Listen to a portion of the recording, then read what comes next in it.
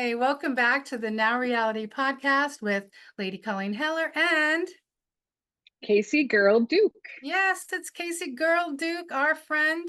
Usually all pink, but today it's okay. How are you, Kaci? Not too bad. How are you doing today? I'm good. I'm still looking forward to this conversation. I like all of the ones we have actually, and we've had conversations for a long time now, but putting them on a podcast makes it so more real somehow. I don't know. Anyway, we Everyone, decided on a topic, and we're talking about self-care, okay. and we're going to kind of lead into it from one of the posts on vaccines that you have. All right. Are you ready? Are you ready for it? I'm ready for it. The care you want to show another and to be accepted by another has no feet unless you have that kind of care for yourself. So, any words of wisdom? Well, it's sort of like the same thing. You can't love somebody else if you don't love yourself. You can't find that giving, loving understanding unless you understand it. So giving it to yourself first, caring about yourself means that you're able then to express it. But until you can, all you're doing really is reaching for someone to express it to you. It's not really coming from the inner person. So at the end of the day, it'll have no feet. It'll just become quicksand because it's not from you internally. That's kind of like what I meant by that post. Yeah, I can relate. And I'm trying to teach my daughter that versus me finding that later in life. Yeah, it's great. And all of our children should be understanding that just simply from, taking care of a plant. Self-care is as simple as not letting a plant die. Yeah, you have that green thumb. Sometimes I'm challenged, Yeah, I do. which talking to the plants is always a good thing too. Talking to the plants, they're showing more and more how a relationship between your voice and the vibration of the tree or the plant actually nurtures it because of simply sound. I Remember when we were little, they always said, talk to your plants, say hello to your plants. And said, oh, they're nuts talking to yeah, plants. Like yeah. the plant's going to talk back. I think I have an idea for another podcast another time because we'll digress into the sounds and you know doing this tree vibrations and all that outside. So maybe that's a one we can do later. Yeah, that's a great podcast, especially with actually showing people by actually maybe being outside and sounding around different things and seeing how they respond. And the best one I saw recently was there was a platform and there was sand on the platform just randomly thrown down, and they would sound one of the healing bowls around it, under it, whatever, and the sand would move into different patterns. It's like Ooh, obvious, it's right there in front of you, kind of tangible and visual, and like awestruck that this can happen. which is Anyway, cool. so yeah, this is all part of self-care though, isn't it? Yeah, I think so. Yeah. Well, and let's go to one of the questions we kind of have. So Okay. we're talking about staying centered using our own self-care instead of us only being a giver. How do we do that? I think that you have to have boundaries. You have to Ah, have in your mind already, here I am today. I'm going to visit whoever, or going to go to the shop, or I'm going wherever I'm going.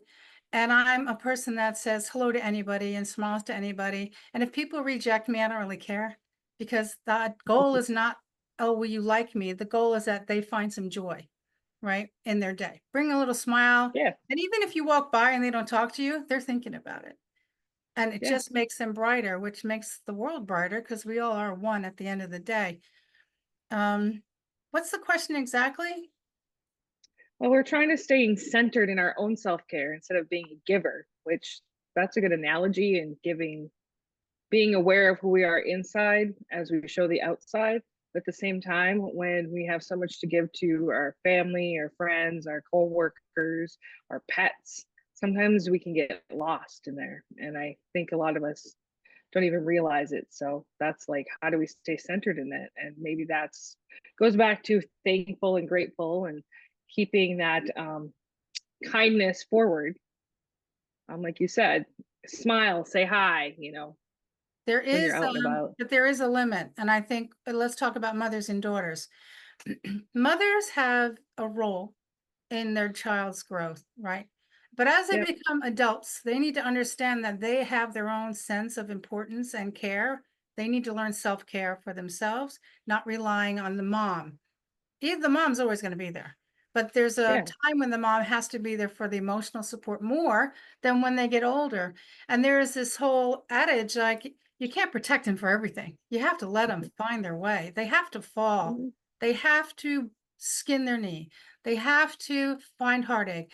They will always find these things all through their life. And if they don't learn them young, when they get hit with them older, it's really devastating.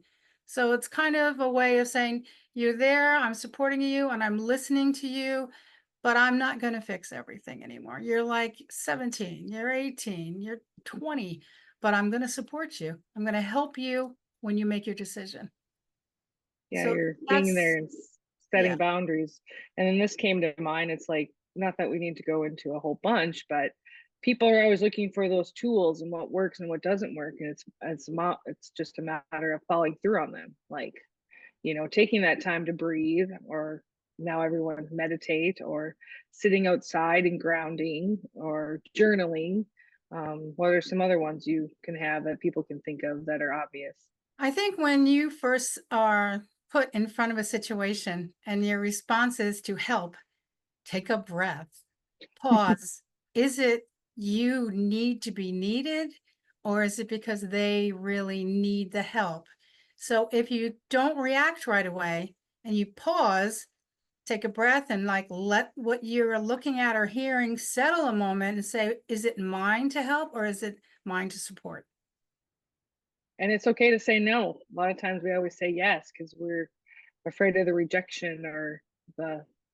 situation. Yeah, this is true. This is for everyone though. I'm using mothers and daughters because you have a daughter and I have a Yeah. daughter. And through as they grow, there's times when you'll be there and times when you're just like, you've really got to handle this on your own now.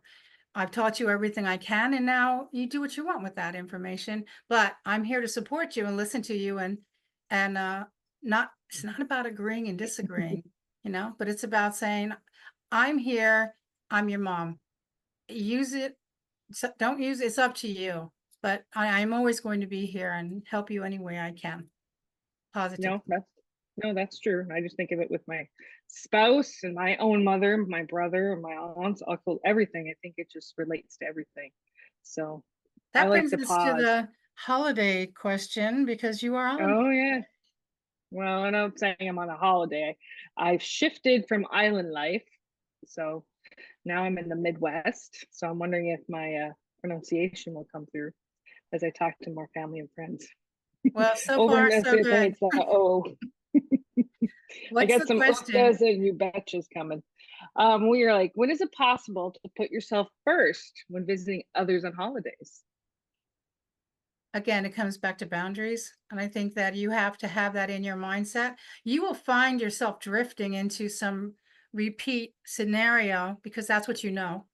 And that's what Yeah, we did before, and that's how it happens. But the other thing is you're not the same person you were when you were last here. And they yeah, don't think of you any other way than as the same person that was there before because they don't know any other way. And when you show up in your stance, be that. Don't go backwards and try to fit into what they think is your norm because that's when you lose it. That's when you start to get drained. That's when the pull happens and you're fighting with your own sense of self over what they remember of you. Not your yeah. kindness, but just, oh yeah, well, she'll do that. You always did that. And it causes like friction. So to find your center is again, pause, breathe, walk away, don't always be there to answer, don't react, don't have to have the answer right away. No is a good word when you use it carefully around people like this. You don't just say no. It's like, yeah, I really can't. Or if you just don't feel like it, just say, it just doesn't resonate with me anymore. Tell the Yeah, truth, and then they'll start to yeah. understand you.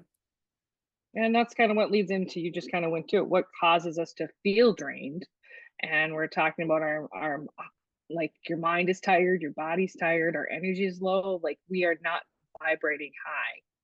Yeah, when this we're is pulled down. this is definitely going to happen when people go away to family events for periods of time.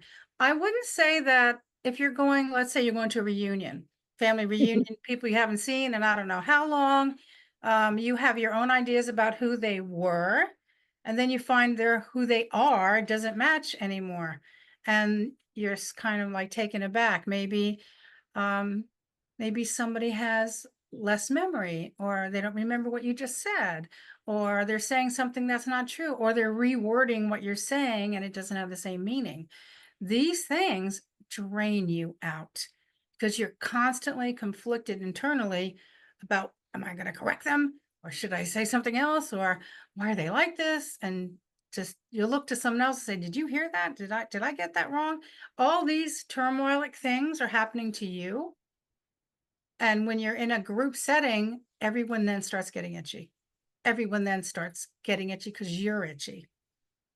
Which is kind of funny, and this goes back to me being Caseyisms, my bouncy, bubbly, just me anyway. And you brought it up because we just had a family reunion, which was great. And here's like, even as a kid, my mom's like, because I'm like, we got to go to this reunion. Oh, we're gonna go here, and I love it. I love going to see people, and I just find the best. And I'm the one bouncing around. And I'm like, oh, we got to get picture. Let's get the group picture. And I'm like, okay, people. And then there's new people I met, and then there's other people that have aged, like my aunt, uncles, and you can tell. And I love them the same, but you can tell the difference.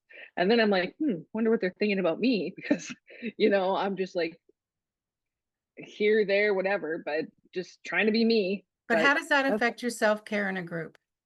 I think because I'm putting in so much out and paying attention to everyone else, I'm not always paying attention to me. Yeah, bingo.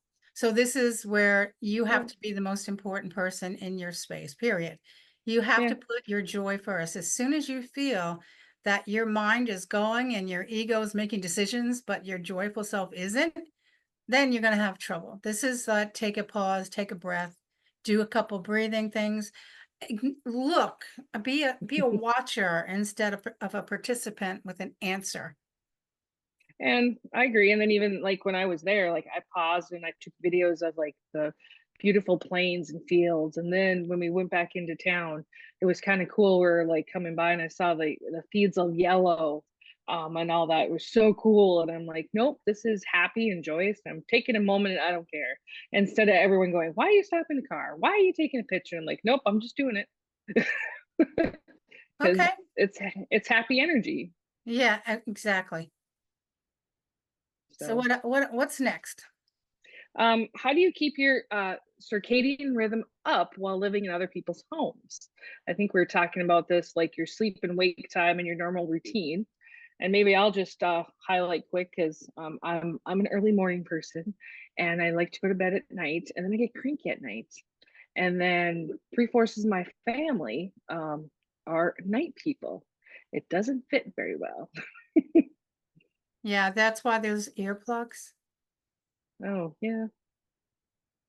I'm telling you, they're a great invention and you never think of using them, but when you're away, always pack them. Take Hmm. your earplugs. You know how you feel. When you feel Yeah. what you do, plug it in. Don't lose your sense of self for these few months you're going to be away from your life you're going back to. It's hard to adjust in and out like this, but don't lose your sleep. I would say this, if you are interrupted in your night sleep, make sure you're taking a nap. Make Oh sure you're yeah. taking a 20-minute nap. Time it though. Don't go longer because then you'll drag all the way through and you won't sleep well the next night. So make sure you set 20 minutes, set your alarm. When 20 minutes goes off, you get up. You don't say, Yeah. oh, maybe 10 minutes more. That's not how you're going to keep yourself on your circadian rhythm. All right. The other Yeah. thing you can do is wherever you're moved to or you're visiting or you're part of for time is when the sun rises, go outside and accept the sun in your eyes. Oh When you yeah. do that, that will reset you into the time zone. It'll bring you into it. It'll take a day or two, but then you'll start sleeping with everyone else, waking with everyone else. When you go back from where you're from, you do it again and you reset your circadian rhythm that way. That's the easiest way out, but you never give up your sleep for anything at all. You need And you I need think 6 to 8. Yeah, and I'm a good sleeper, so I don't, but other people do. And I do get up with the sun, which is ironic. So it's always been that way. And I have noticed like at night where I'm at my family's house, like I've even said, just give me 30 minutes and then do whatever you need to do, but just please don't come in the room. But then I'll even do like the sleep cycle music or a little bit of the soft meditation music or something like that. And that helps drown it out also. So I Yeah, don't know if other people do that. Or nature sounds for sleep is what the kids have used. that's great for sleep, but if everyone else is awake and making noise, that's not going to work. So earplugs is the answer for that. So, Okay, go ahead. all right. So, how do you find silence among the chaos of regular life in other people's homes? Well, not earplugs, but uh, they will work then too. But let's say you're having dinner and someone starts a fight or disagreement, and everyone thinks they have to make their point, and it's going back and forth, and it's tiring. Mhm. Walk away. Get Well, a lot of water. times we just sit and listen and we Yeah, don't that is respond. not going to help you. Get up and walk away. First, you're stressing out. What's happening to your vibrational field? You're dropping, and then you're dropping everybody with you. You have to remember that anything that's happening to you is happening to everyone. So if you get up and leave it, there's a hole. So there's an air sucking. There's a place for the vibration to the other fields to be around, and there's an opening. Sitting there and listening isn't helping because you're stressed out. Okay, if you're not stressed out, fine. But if you're arguing and trying to make your way and be right or wrong, catch yourself and just, I'm going to get some order. Anyone else want any? Like break the bubble. Don't sit in Yep. it and manifest this negative energy if you can help it. Which I agree. And maybe because I think I've learned some of these lessons and boundaries, this goes back to that, where I think it's going to be ironic. Because I was talking to my brother and trying to get him to be open about some of the natural medicines and not, digressing regular medical practices, but we're talking about like salvaggio sounds, putting him on in the house and stuff like that, and just being like I realized when I do them back at home, I notice I communicate better with my husband. And it was just kind of fun. And then my brother at the same time, he's going to school to be a nurse. And it was just like, okay, nope, I just paused, I just listened, and then all of a sudden he was then open because I was quiet to receiving the information because it was just like, here it is, you choose. And I mean, that was just one aspect, but I agree because there's times I've had to walk away, and that's always a good point to keep in our heads or in our minds Yeah. because sometimes I forget. Okay. Well, I agree. Walking away is the number one answer to stress and struggle in someone else's place, even at a diner, at a restaurant, wherever it may be. There could be Yeah. someone at a table next to you really, really upsetting you because you Ooh. can't hear your table. Get up and walk away. Make that tunnel, that hole in the bubble, and pop it so that you can Yeah. come back into your place. If you try it, you'll be surprised. No, Okay, I agree with you. what's next? All right. We've got if you fake it till you make it, is that a sign of bravery? In order to feel like an imposter syndrome kind of thing. I really shouldn't be saying this. I have no right to say that. Who's going to listen to me? All that imposter syndrome also falls into this category of fake it till you make it. In order to do that and go over your own ego, feeling like it's never going to be okay, this is never going to be all right, and I'm horrible, I have no right to do these things. When you fake it till you make it, you are rising up into a higher vibratory field. And that takes bravery because where you are is where you want to be. This is where you're comfortable. When you have to go step outside into the unknown and fake something, even because deep in your heart, you know it's not faking it, you are extremely brave. That's a brave step to make. I think that when I tell people, look, just go and fake it till you make it. And they go, I can't fake it. That's not authentic. And I'm like, yeah, it's authentic to your inner self. It's not authentic to your ego self. Your ego self is what's telling you, no, you can't, you don't. Why? Because it doesn't know you can. It's going by what it Yeah. thinks you've done in the past. You've not done this before. Well, this is new to you. So your survival self says, "You don't have to do that. We're good. We're fine." And then all the negativity you've heard all your life comes pouring in to stop you, right? So faking it till you make it is a huge act of bravery in my book. So, Kaci, let me ask you this question because honestly, you have a lot of experience in this and I do not. And that is about having um, mental issues, mental illnesses, depression, things like that. How does that work under the context of fake it till you make it being a brave thing to do? I think it's a brave thing because you're stepping out of your comfort zone and you're trying to be and raise your vibration. And I've had children with mental health as we've adopted and mentioned in the past. So it's just giving them those positive reinforcements to be the best they can be, and we can be the best we can be. Even if they don't feel like it at the time, they're seeing Right. you like smiling. And do you think they feel better? People feel better when they see smiling, someone smiling at them when they're feeling really low? I think they do feel better, but then sometimes they're like, they don't want to admit that they feel better seeing that. Maybe it's just because we're all family and you're like, okay, mom, or Yeah, I'm sure. And then you have your family itself, because you're visiting different people now. Everyone has different things going on with them. I yeah, I think if you stay your bubbly self around them, it can only make it better. That's what I feel. That's the fake it till you make it. It's a sign of bravery. Think about that when you think about somebody who's really, really depressed from things like, I lost my job, I don't have enough money to eat, I can't understand this world, the reality doesn't match my own. You know, hmm, it's brave to just try to move outside of that, even for a moment, and be in the reality you don't understand, right? yeah. And I think I can relate with my brother. He even told me it was nice that I was here and visiting and staying because he's got some challenges, ups and downs with his who he is.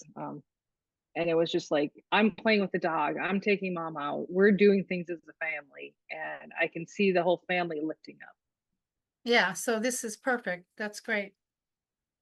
Okay, So we have one so we're more going, question and then we're going to wrap it up. all right. So we were asking, how do we all handle shame? Okay. That's an intense First one. off, yeah, what does shame mean, actually? I mean, what's the definition of shame to you? Shame is just feeling low, you missed something, a missed opportunity that you should have done, and then you're having your own guilt on it. And I think of it as there's a lot of emotions around the word shame, but I'm going to use an example. So let's say you're going out with someone, right? You've been going out with Yep. them a couple years, everybody knows you're a couple, and then you find out they all know and you don't, that he's been cheating on you or she's been cheating on you. The first thing you are is, after anger, is betrayal and then embarrassment and shame. I feel I feel like I shamed myself by continuing this, and then they all shamed me by not letting me know. How did that happen? Shame has a very deep emotional sensation to me versus just Yeah. betrayal or disappointment or uncared for. There, but shame is a level to me on its own. Switching that up can only take some time, and spending that time with things that make you really joyful to help eliminate, because shame usually is self-imposed. No one's making you feel shame. You're feeling shame, right? Someone can say, oh, shame on you for not doing this or shame on you for not doing that, but they don't ever say what shame is, you know? So then we internalize it into our own definitions, and that becomes us, not them. And I So think that goes back to get out of it, you said to be joyous and back to the self-care. yeah. You're giving yourself what you need so you can heal and shift. Yeah, absolutely, 100%. I think the most important thing about self-care is to remember, if it's not making you happy, don't do it. You just have to ask yourself this question. If I'm not happy with this scenario, why am I doing that? What can I do to make it happier if I want to do it? Where's the joy in it? It's not like everything that's not good you have to just ditch out of, but walking away is really important. But if it's something you really feel that you like, but somebody's in it that you don't like, then find the joy of that person while you're in it. You don't have to get rid of a situation because of um, certain people or things in it. Find the joy of that, and then add that into the joy for what you're doing or you want to do. But in all the worst case scenarios, leave. Yeah, Your walk self, away. your self-awareness and self-care is number one. Has to be. It has to be. Yeah. Love herself first. Yeah, That's the you're the key. most important person in the room or the space. Mhm. So we were So, saying, go ahead, Case. Sorry. so I think I know we're still trying to wrap it up, but I think there's a couple points. I really like one of the other vast things I thought we talked about. Leave with that, along with our possibility of another podcast. Go ahead. So, talking about someone to another person instead of communicating directly is called triangulation. It, Triangulation. Sorry. triangulation. It's a Yes, good it's thing. triangulation. Choking. It's a technique that works in families or close friends with broken dysfunctional communication. It's a perfect tool for manipulators. This is how they control the flow of information.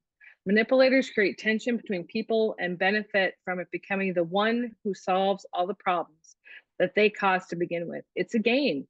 It's also another way of getting into a higher position of influence. When you listen to hear, not listen to react, the response is don't play, walk away. This isn't your game, and have a nice day. I kind of like that. It fits. I was saying that when I wrote this, well, I didn't just write it myself. I had heard some of it from somebody else and I expanded upon it. Um, then it was like, it's all a game. It's just a game. And why are you playing in someone else's game? It's okay if you want to participate and it's a joyful, but if it's not, why? And the answer is always walk away, get yourself a pause, get yourself some room. And then that came that line, which I really like because I said it a lot, you know, and that's when you said it, it was even funnier than when I said it. Can you say It the ending fits. again, please? Don't play, walk away. This isn't your game, and have a nice day. See, it's like really good. Okay. Maybe if people remembered that, don't play. Don't play where you're not happy. Don't walk away. It's okay. It's a game. It's really a game. People have games. They have agendas. You don't know what they are sometimes, and then you find yourself into it, and then you realize later, oh, that's why they were doing that, or that's how they're feeling, or they were having a bad day, something happened to them and I didn't know. All these things kind of make sure that the most important thing is that you are finding your joy in everything you're doing. Yep. As you say, you know, be joy, be vast.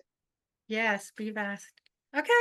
Well, our next podcast may look like trusting people. The truth is not on us, the truth is in us. That's what I said. Let's not forget that.